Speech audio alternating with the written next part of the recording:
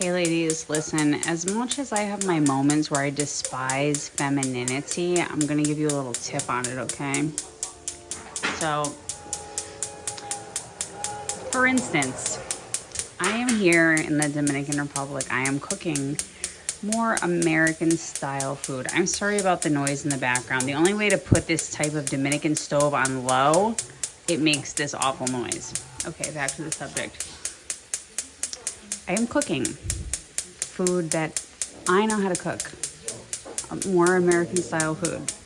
If a man shows up and starts like putting his 2 cents in and almost like correcting you and telling you how to do it, when you're in your masculinity, you're gonna be so freaking offended by that. If you're in your femininity, you understand he's trying to help you.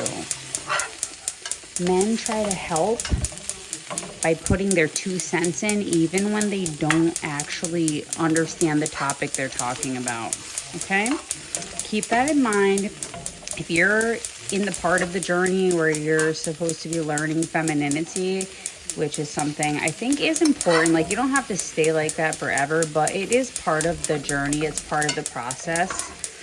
It's one level of the game, is understanding it and learning it, especially if you're coming from a place where you are just straight up masculine pretty much all the time because you've only, you had to depend on yourself for the most part.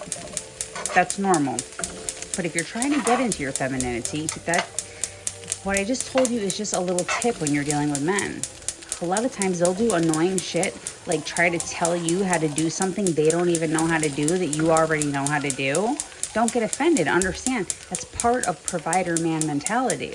Part of provider man mentality is helping you and correcting you to them in their perception is helping you. It is providing. It's part of what you're going to have to deal with, okay? Everybody likes to act like, oh, provider men are so wonderful and perfect and amazing and it's just so great.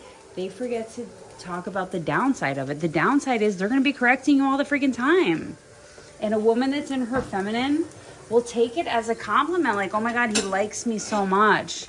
He's trying to help me by correcting me, even with shit he doesn't know a damn thing about. All right? So, I know there's somebody out here tonight that needs this message. I remember a few years back when I really needed this message and I didn't understand until somebody else taught me. And it really helped me rewrite all the stories and memories I had in my mind of like men being annoying and trying to like show up and like tell me what to do and how to do it, even though I was clearly way more capable than they were in all the areas of life, like financially, with cooking, with my health, with, my money and my cars and like, but if they like you, they're gonna want to come in and correct you because in their mind they are helping you, they are providing knowledge to you. And if they think they need to help you and correct you, it's not like they're really looking down on you. They're seeing you as feminine, a feminine creature that needs correction, that needs knowledge from them because they are big and strong and capable, okay? Even if they're not big and strong and capable, keep it a secret, okay? If you want to play the game of love, like, just keep it a secret. Keep it to yourself that you're actually way more capable than they are in probably all areas of life. But if you are the type of woman or you're in that space in life right now where you want a man in your life and you only want a masculine man in your life, this is some of the shit you're going to have to put up with. This is the flip side. Everybody's here on the internet talking about how, masculine men, they're so amazing, blah, blah, blah. They kind of are-ish, but you're going to have to go through annoying stuff like this. Okay, so if that's what you want to do, then that's a little tip to help you in this part of your journey. If you've already gotten beyond that part of the journey and you're like more independent again, which is weird, right? Because it's like, you know, we start off masculine and, you know, we're super independent and we don't need men. And then we learn how to become feminine and soft and, you know, like let them provide and let them help us, you know, like not be offended when they try to help us. And then we do that for a while. And then we get to the point where like, it's not worth it. Like they still don't really offer enough. Just like their inherent value is just not large enough. I hate to say it. It's just, you know what I'm trying to say. But in the end, I think you kind of, you know, you balance out and then you're like, oh my God, men aren't that really big of a deal because I can do all this stuff by myself.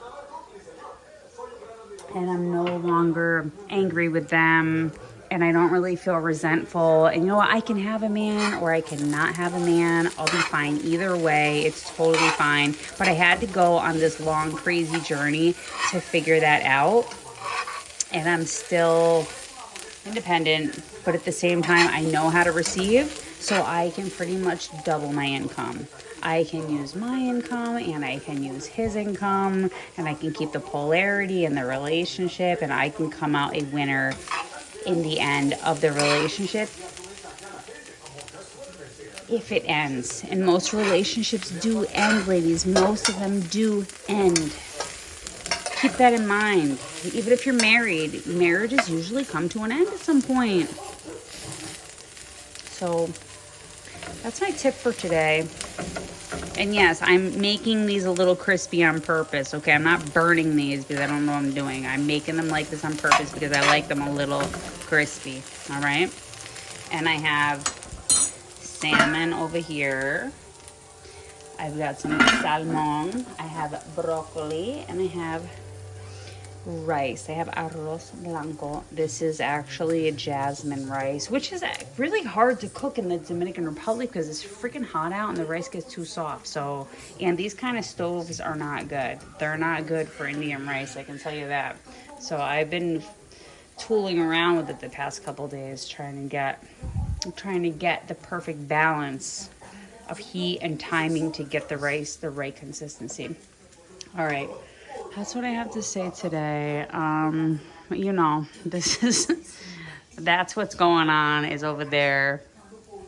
And ladies, do not get it twisted. I am not cooking for a man right now, okay? That is not what it looks like it. I'm cooking because I need to cook and I like to cook and I am hungry and my friend is here. So, hey. I'm making a video about my food. Okay? So What do you do? I'm cooking. No. No, the rice is ready. No. You don't think it's ready?